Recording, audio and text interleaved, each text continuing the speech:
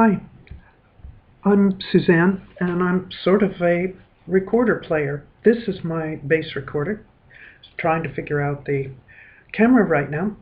I bought it about a year ago after hearing 2 years ago Sarah Jeffries do an introduction to Sarah Jeffries of Team Recorder doing an introduction to the bass recorder, and she also talked about the, let me get this into the camera. I got the first volume, and it has a nice CD with it. Unfortunately, my hearing isn't so good that I can really hear all of the nuances that it goes into. I do like this volume for the bass recorder because it gives, if you're a bass recorder player, it shows you all the positions. Nothing is coming instantly to my hand, so I'll ignore that for right now. It's got the music for the bass recorder, just the bass recorder. It's got the various other instruments included as well, so soprano, alto, tenor, and bass in it. And there's a nice little sort of introduction piece that's entirely separate. Gives you plenty of exercises learning the different notes with the bass recorder if you're new to the bass recorder. And I'm new to the bass recorder. Yes, I've had it a year. No, I haven't been practicing because everything. Anyhow, with being new to the bass recorder, what are some of the problems that I've found? If you're new to it, maybe you want to know too. One, the weight. I got exactly the plastic one of the two that Sarah Jeffries mentioned, and I'm working with it. The weight. Not particularly happy with the neck. I might have preferred the wooden one. Holding it, it has a very nice little rest here for the thumb, the right thumb. The holes are really very easy to reach. Dog is photobombing in the back. But if I'm just holding it normally, my right arm gets really tired. So because it comes with a strap, I started using the strap. And that helps, but it pushes on my neck. So I'm looking for a different strap, something that really allows me to have the recorder supported without it being on my neck. Also, as I play, I'm sorry, I just simply can't show you everything, but this is sort of where I am.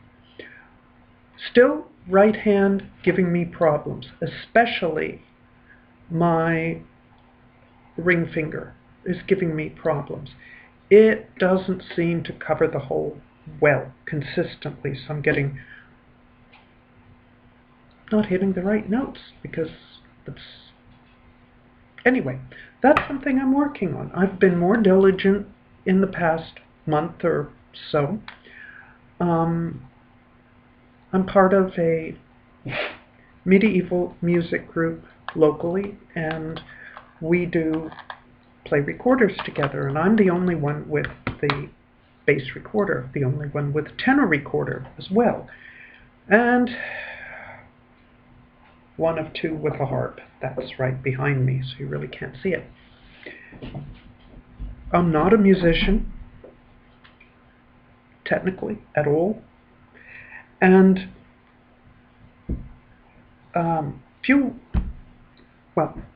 February, a piece of music, Brugundian Bransle, got left here, and I began playing with the bass line of this, and it's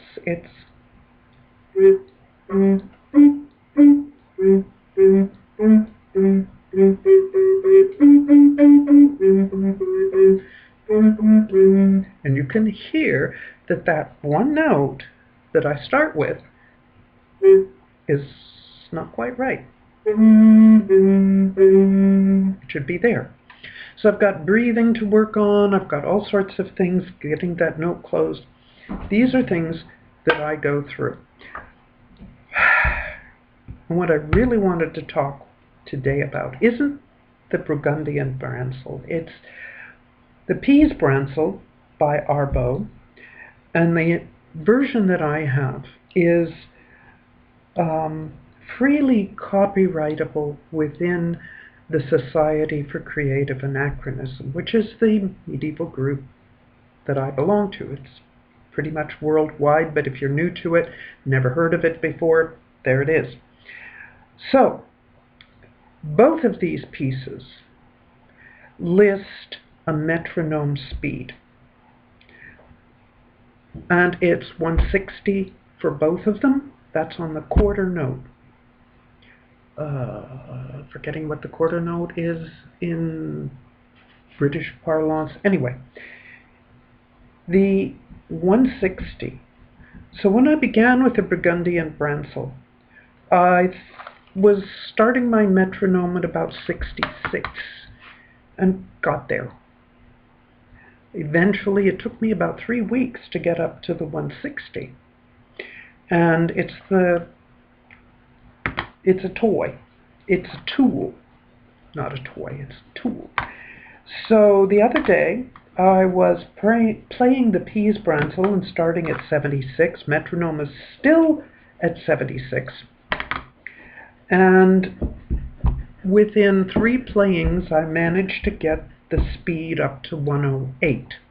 Still not performance quality, still lots of raggedy stuff, but I really want to say this is how you really can use your tool, your metronome, and get yourself up to speed. I'm not talking about our professionals. I'm talking about people who are trying to take up the recorder for fun and get frustrated.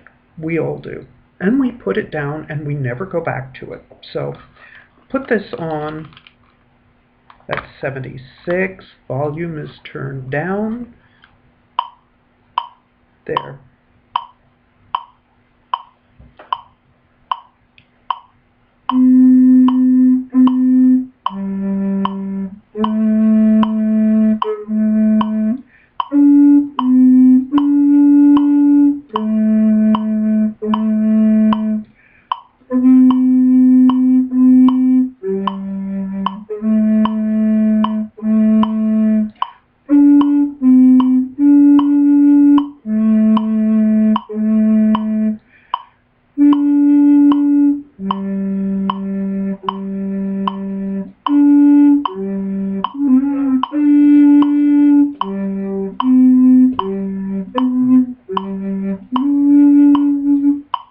Out of breath. I've got to remember to breathe. I haven't put in my breath marks yet. That's something that it's hard to do, to remember all the places, but that basically is it. In the Pease Bransle, there are 2 parts. Each part repeats, and I got the first repetition in, but not the second. Am I on the beat? No, but I'm going at the 76 right now. Am I happy with it? No, I'm a bit nervous because of this, but anyway, that's how you can begin to get things up to speed. So I'm going at 76, I've got quarter notes, and I've got half notes that I'm working with. I'm working with the D through the G on the bass clef. And I'll turn this off.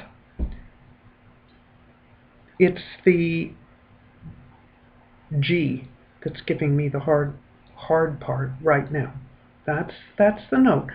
The finger doesn't quite hit where it needs to hit. So I have to, at my age, give myself time to learn. So use your tool and set a speed. It doesn't matter what speed you set, but set a speed and then pick it up, pick it up, pick it up, so that you've got something to go forward with. If I'm lucky, I'll get this mastered within about 2 weeks and post a video where I am actually at speed, the 160. It took me about 3 weeks with the Brugundian Bransle, so I'm hoping the Pease Bransle will take about the same. Doesn't help that I am working on other pieces at the same time, all of which have different speeds. But yeah, use your metronome to bring yourself up to speed. Yes, it's going to be frustrating, I know. Good luck. Bye.